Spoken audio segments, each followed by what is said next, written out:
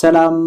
ተኻተተልቲ መደባት ማእኮል ጎልጎል ስፖርት ንሎሚ ረቡዕ 12 መጋቢት ካልኣይ ዙር ትሕዝቶ መደብና ዘዳለናዮ ዕለታዊ ፍጻሜታት ስፖርት እንሆም ክትታልኩም ብኽብሪ ንዕድም።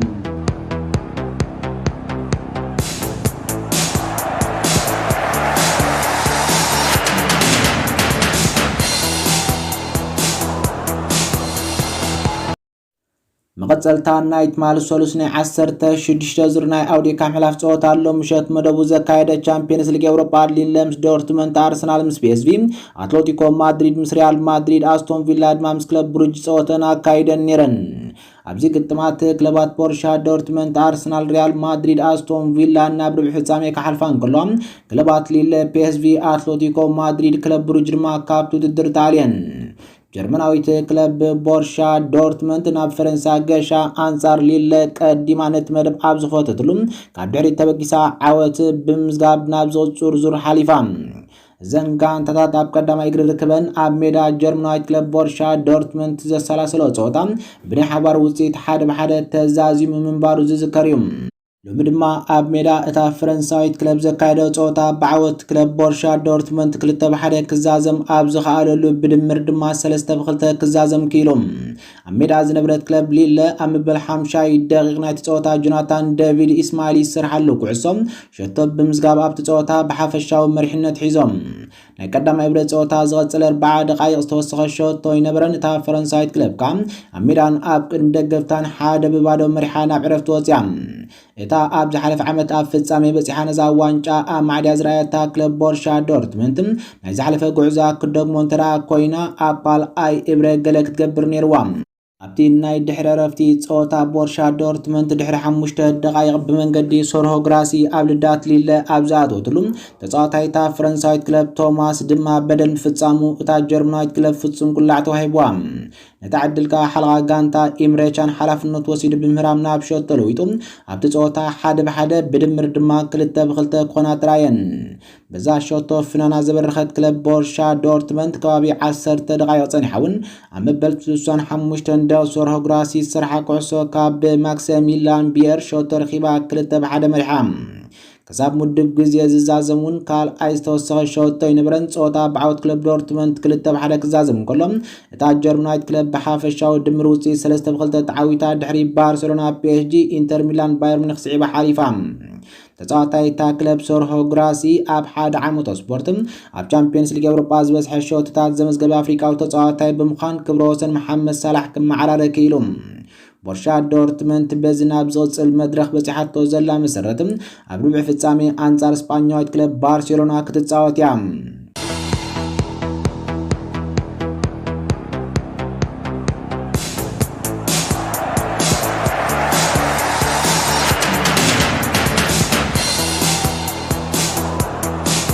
ድሒሩ ካብ ዝተኻየደ እቲ ዝሓየለ ግጥም ናይ ዝመድረኽ ስፓኛውያን ክለባት ናይ ሓንቲ ከተማ ጋንታታት አትሌቲኮ ማድሪድ ምስ ሪያል ማድሪድ ዘካየደው ጸወታ እዩ ነይሩ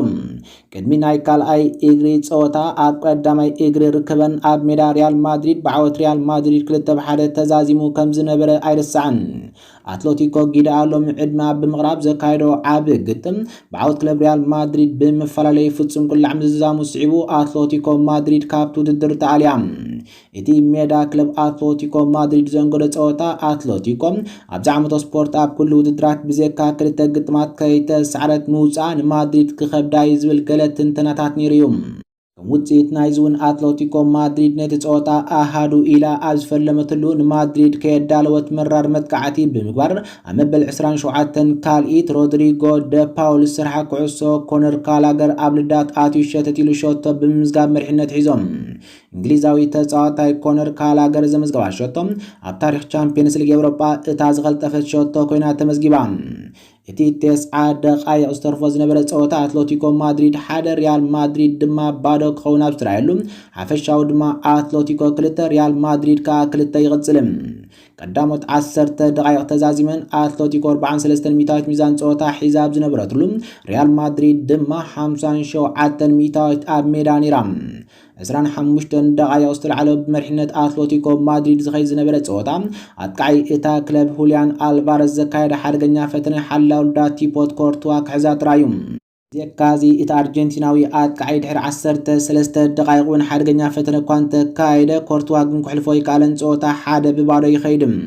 ሪያል ማድሪድ ዋላ እኳ ነቲ ግጥም ብሚዛን ፀወታ ሒዛቶ እንተነበረት ፈተነ ግን ክተካይድ ኣይትረአን ነይራ እቲ ግዜ ናይ ቀዳማይ እብረ ኣኺሉ ኣትሌቲኮ ማድሪድ ብድምር ማዕረ ኮይና ነቲ ፀወታ 1-0 መሪሓቶ ወፅያ እቲ ኣብ ካልኣይ እብረ ዝቐፀለ ናይ ደርቢ ማድሪድ ፀወታ ሪያል ማድሪድ ዝረሓነትሉ ኣብ መበል 47 ደቂቃ ብሁሊያን ኣልቫሬዝ ኮርትዋ ዝመለሳ ፈተነ ተኻይዳ እያ ኣብ መበል 53 ደቂቃ ማድሪድ መንገዲ ፈርላንድ መንዳ ኣቢላ ኣብ ታርጌት ዝሃርመት ፈተነ እኳ እንተካየደት ኦብላክ ግን ክሕዛ ኣይተፀገመን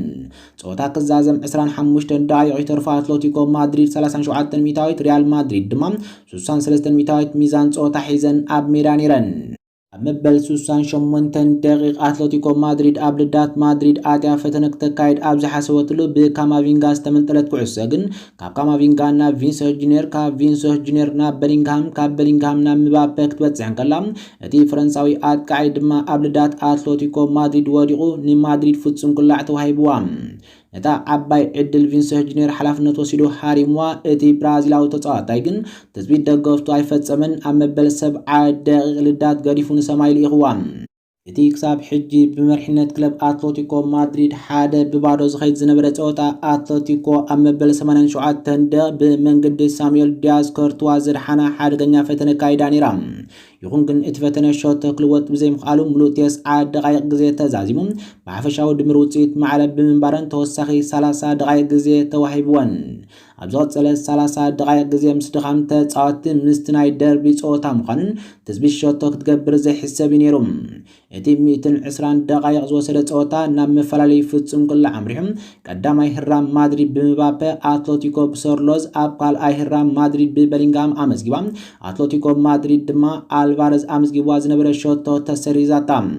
ኣብ ሳልሳይ ህራም ማድሪድ ብመንገዲ ፌደሪኮ ቫልቫርደ ኣትሌቲኮ ማድሪድ ድማ ብመንገዲ ኮርያ ሾቶ ተመዝጊበን ኣብ ራብዓይ ህራም ንቫዝኬስ ኦብላክ ዓጊትዎም ኣትሌቲኮ ማድሪድ ድማ ሎረንተ ኣብ ዓንዲ ልዳት ሃሪማ ዝኸደት ኩዕሶ ቀሊዑ ሓምሻይ ቅላዕ ማድሪድ ብሮድሪገር ኣመዝጊባ ብድምር ዝዕወታ ብምንባሩካ 4-2 ተዓዊታ ነታ ጓል ከተማ ገሊፋ ኣብ ሩብ ፍጻሜ ምስ ኣርሰናል ክትረኸብ እያ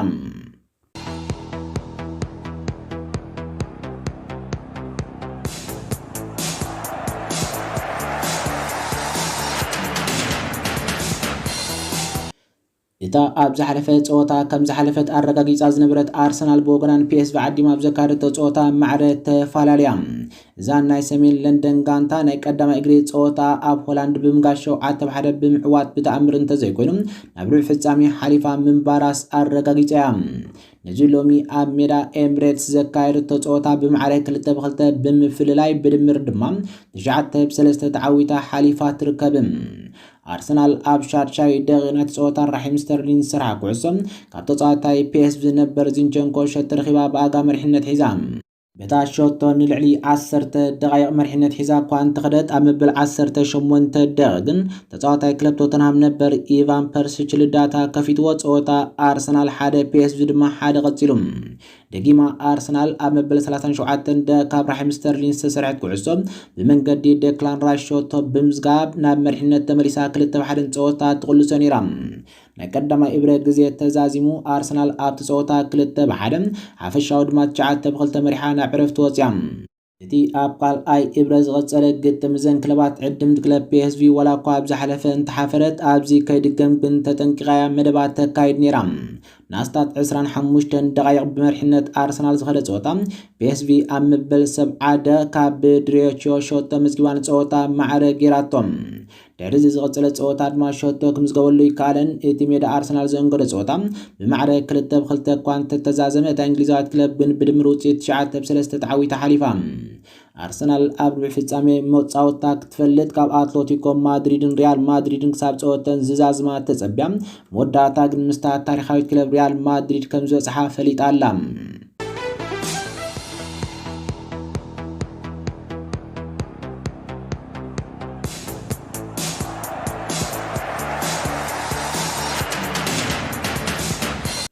ባሰልጣን ኡናይ ኤምሪ ትዕለም እንግሊዛዊት ክለብ ኣስቶን ቪላ ብወገና ክልቲኡ እግሪ ገፊሕ ዓወት ብምዝጋብ ኣሰር እተን ዝሓለፋ ክለባት ተኸቲላ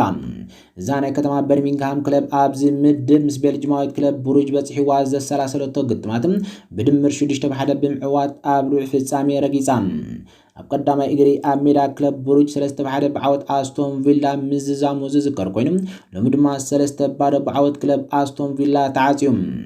عدمت كلب بروج عدا شوتو كي أغلا أم بالعسر شوعات داون نتصاعتا سبب أي حكار دكتكوسرو تقديدا كوانت نبرت قدام إبراغن شوتو كي تمزقبا بمززام العرفت وزيام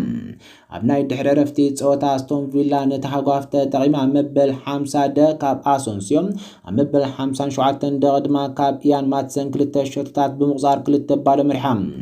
بزي دو زي بلت أستون فيلا أمبل سوسان حادن داون ماركوس راشفورد سرحا كعسو كاب ماركو أسونسيو شوتو بمزقاب سلسته بعد مرحانة صوتا زازيماتهم فيلا أبزغت سلنا يربح في التسامية صوتا أنصار تاني إنجليزايت كلب ليفربول زغلفت كلب بي إتش جي كدت صوتيام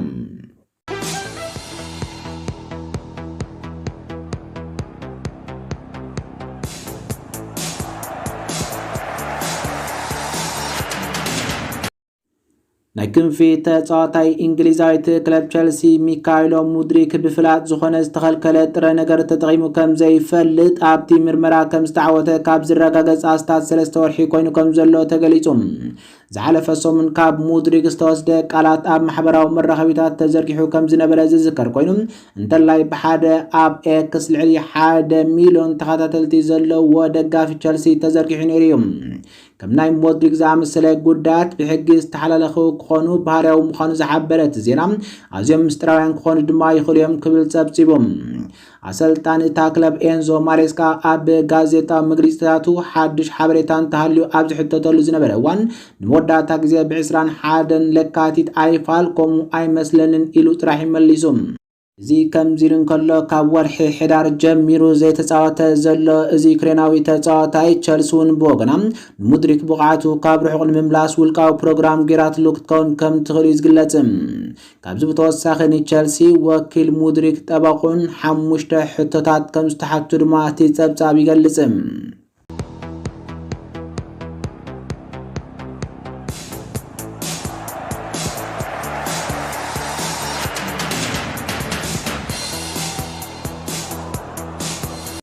اسبانياويت كلب ريال مدريد نترينت ألكسندر أرنولد أبز كراماتنا مسرعة كتسنبرو عدلا كم معلتنا معلتنا حيالي خير كم زولا غازيتا 90 مينيتس غاليزان أموداتا ورحي سنمس ليفربول وعلز ود ألكسندر أرنولد إزمال الدمام حدش وعل انت زيتا سمامعيك أيحتيك فتحوا سلستا وارحن فرقان طرح يكترفهم أول حيطري أبز تخايدم موسكوت مسجار مس إنجليزايت زي كونت كلب كدما وعل بوقعي كفر مبوع كم زنبربون يذكرم زي كم زيلون هاللوى أبزي دحرواي حدش حابريتا غازتنيا سكاي سبورت جيرمان فلوريان بلوتنبرغ كم زغلصم ألكسندر أرنولد أبز كرامات بنصانا برنابو ناي مخاتو خلو حجي كابتي أب أنفيلد حدش علاز فرمولو زلعالم مخاني يغلصم اتي غازتنيا مغلصيو ليفربول تسفا ايكت قرزنيام انتخونه گن أب غنا كم زيله نصور كوينلو كبل أرديوم زيكازي ترينت ألكسندر أرنولد كابدك غانتو فيرجيل فان دايكن محمد صالحن أب زتفليت جالبا كم زلون نساتهم ون ببوغنم وعلم أمززان بمهلاهم أبزي قرب أوانا بكالكلب ساغور يخوليوم لكن فيات كاي كلب ليفربول نبر ستيف ماكمنام أبش حنجات 209 كان مرسي سايد نابر سكتما اسبانيا بتمساسالي بنصام سغارو يذكرم قالت تصاوتاي ليفربول نبر جيمي كاراغر كمز غلصم ترينت ألكسندر أرنولد ناي مجمرتا بالون دور ز عاتر ملو تخلخلاين مخان تاريخ سرح زلو ودليت غليصم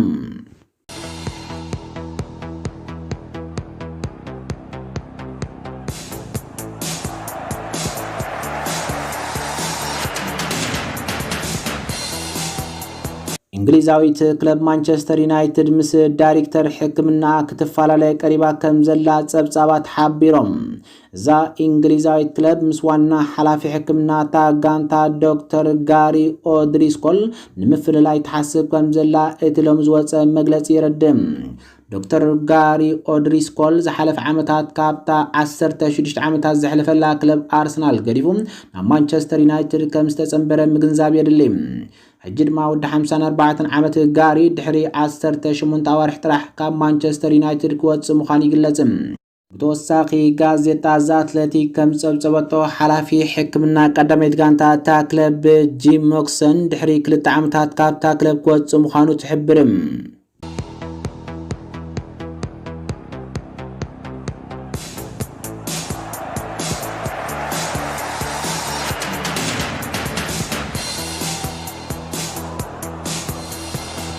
ኣብ ዜናታት እዛ እንግሊዛዊት ክለብ እንከለና ካፋፋሊ ማንቸስተር ዩናይትድ ማሶን ማውንት ካብ ማህረምቲ ድሕሪ ምሕዋዩ ናብ ልምምድ ከም ዝተመልሰ ተገሊጹ። ማሶን ማውንት ብሰንኪ ዘጋጠመ መስበርቲ ንዝሓለፉ 3 ኣዋርሕ ካብ ፀወታ ወጻኢ ኮይኑ ምንባሩ ዝዝንጋዕ ኣይኮነን። ይኹን እምበር ማንቸስተር ዩናይትድ ጽባሕ ምሸት ምስ ስፓኛዊት ክለብ ሪያል ሶሲዳድ ኣብ ተካይዶ ግጥም ማሶን ማውንት ካብ ፀወታ ወጻኢ ክኸውን እዩ። ብዘካዚ ወዲ 25 ዓመት ዝኾነ ማሶን ማውንት ድሕሪ ግዜ ናብ ማንቸስተር ዩናይትድ ክጽምበር ትጽቢት ይግበር።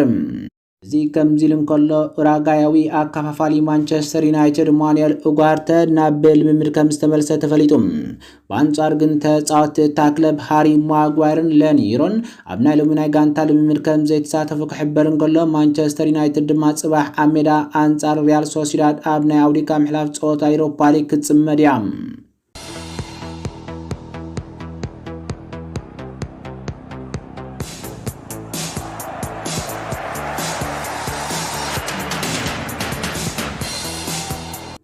እንግሊዛዊት ክለብ ኒውካስትል ዩናይትድ ኣብ ትሕቲ ስዑዲ ፓብሊክ ኢንቨስትመንት ፋንድ ናብ ካልኣይ ምዕራፍ ኣብ ትሰጋገረሉ ዘላ እዋን ፕሮጀክት 2030 ዝብል ንድፊ ንምጅማር ድልውቲ ከም ዝኾነ ተገሊጹ። ድሕሪ ናይ ዝሓለፈ ወርሒ ባቦምበር ያሲር አልሩማያን ዝምራሕ ኣኼባ ቦርድ እታ ክለብ ኒውካስትል ኣብ ኩዕሶ እግሪ ዓዲ እንግሊዝን ኤውሮፓን ሓያል ብቕዓት ንምቋም ኣብ ዝወፅሉ 5 ዓመታት ዳግማይ ድፊት ኩሉ ምዃኑ ይግለጽ። ዜካዚ ስዑዲ ፓብሊክ ኢንቨስትመንት ፋንድ ኣብ ኒውካስትል ዘለዎ ተገዳስነት እናነከየ ይኸይድ ከም ዘሎ እኳ እንተተሓበረ እቲ ኣቦምበር ግን ነታ ክለብ ናብ ሓንቲ ካፕተን መራሕቲ ክለባት ንምቕያር ናብኡ ንምብጻሕ ድማ ውጥናት ከቕርቡ መምርሒ ከም ዝሃበ ጽኒዑ። ምንጭታት ንጋዜጣ ቴሌግራፍ ስፖርት ከም ዝሓበርዎም እቲ ኣቦምበር ነቲ ፕሮጀክት ብውዕውዕ ስምዒት ከም ዝሓዞን ኣብ ነፍሲ ወከፍ ዓመተ ስፖርት ድማ ኣብ ቻምፒየንስ ሊግ ኤውሮፓ ትጻወትን ኣብ መወዳእታ ድማ ዋንጫ ፕሪምየር ሊግ እትወዳደር ክለብ ንምቕያር ናይ 5 ዓመት ግዜ ከም ዘቐመጡ ይሕብሩ።